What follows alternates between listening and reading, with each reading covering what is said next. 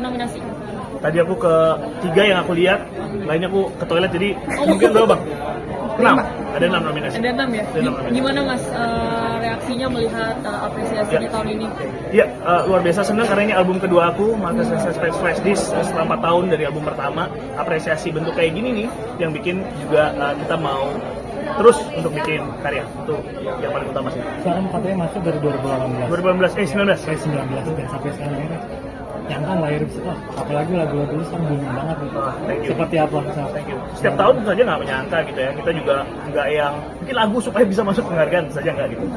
Tapi sekali lagi kami dari tahun 2019 selalu ada lagu-lagu yang masuk gitu di kategori berbagai macam lagu. Buat aku ngelihat itu rasanya masih sama seperti pertama kali aku dapat nominasi. Rasanya masih selalu bahwa ini tanda lo harus terus bergerak. Dan ya itu memacu semangat aku untuk bisa bikin lagu itu sih. Dan tanda penghargaan itu juga tanda bahwa lagunya punya hati di pendengar pertama gitu. Masal, tapi arti AMI Awards buat karir Masal itu sejauh apa sih? Ya tadi aku sempat cerita di atas panggung gitu ya waktu press con. Aku ingat 2019 pertama kali dapat AMI, kataku di tulang belikatmu jadi pria pop terbaik lah waktu itu. Salah satu kejadian itu adalah salah satu alasan juga memperkuat aku untuk pindah ke Jakarta. Jadi memperkuat ya, sekali lagi jadi aku kayak waktu itu masih ragu-ragu dan bimbang. Setelah itu kenal banyak orang di Jakarta, lalu masuk kami jadi salah satu. Kalau itu awal bermusik ya. Itu seperti apa sih? Memang dulu dari bermusik ya. Apa sempat kerja apa seperti apa? Iya, dulu main musik ngeband underground gitu. Underground mungkin SMA.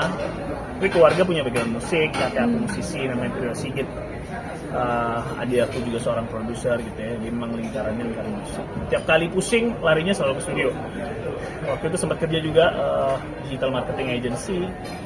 Sekali lagi larinya ke studio gitu ya, terus bikin musik ya, ternyata enak di sini juga ya, bikinnya di sini.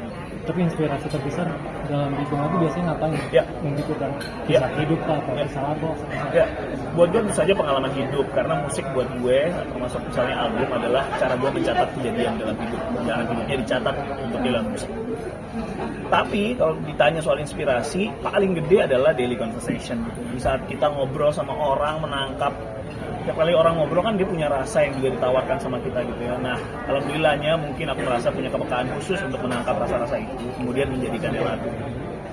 Karena kalau misalnya dilihat gitu dari liriknya seperti bahasa sehari-hari gitu ya, karena memang hal yang paling menginspirasi aku adalah obrolan, adalah daily conversation. Jadi ini album ini mungkin bisa dibilang karyaku dalam musik itu embodiment of a daily conversation. Di perjalanan sampai sekarang pernah punya pengalaman yang tidak mengenakan ya, seperti apa? Tentu saja gue pernah manggung di acara punk, bayangin aja gue manggung di tengah-tengah gue line up punk. Jadi sebelum gue band punk, terus gue dengan lagu-lagu pop itu, terus kemudian bintang tamunya utamanya adalah band punk juga. Jadi gue ditonton sama teman-teman anak-anak penggemar musik punk gitu ya.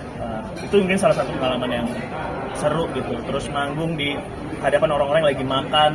Jadi gue manggung nggak mendengar suara penonton nyanyi atau mendengar suara tepuk tangan, gue dengar suara garpu sama sendok nabrak piring gitu. Nah itu juga pengalaman yang unik dan besar. Mungkin kan Barat juga kayaknya suka musik juga. Apakah one day akan mau ngajak Barat juga duet atau seperti apa sih? Kita lihat lah ya. Sekarang aku berusaha untuk mengakomodasi apa yang dia suka. Hari ini lagi kesenian, bentuknya musik gitu ya. Dia juga lagi suka gambar, jadi aku mendukung dulu deh. Kita lihat lah nanti. Tapi kalau melihat respon terhadap lagu Galau Bunga Matahari ini yang booming banget, ini gimana sih melihat respon publik seperti ini? Iya, lagu ini kan ditulis atas pengalaman gue terhadap kehilangan dan tangkapan gue bicara soal kehilangan. Terus habis itu sebenarnya bagian terpenting dalam lagu ini adalah harapan kita untuk terus bisa jalan hidup ini gitu ya. dengan menghadapi kedukaan itu, ditinggal sama orang yang tersayang sudah berpulang. Nah waktu nulis lagu saja pengalaman pribadi banget. Terus begitu lagunya dirilis, punya pendengar yang besar dan banyak, itu saja membuat aku juga bersyukur. Terutama ketika teman-teman datang menceritakan soal pengalaman yang dia menghadapi duka dan bagaimana lagu ini menemani mereka. Itu sih yang aku rasakan dalam Perubahan apa yang dirasakan setelah lagu ini? Pasti ada Dia panggung gitu ya, kalau panggung saja langsung ke convert gitu ya misalnya soal bahwa orang juga punya keinginan yang besar untuk mendengar lagunya live. Akhirnya kami juga jadi banyak manggungnya gitu, itu utama. Juga mungkin ya misalnya soal pendengar gitu, pendengar lebih luas. Bukan karena hanya Galak Matahari ya, menurut aku karena albumnya gitu ya. Kami punya range hari ini anak umur 5 tahun datang ke aku sampai kayak mungkin sama ibu-ibu umur mungkin 60-an tahun datang ke aku ingat cerita soal suaminya yang sudah berpulang.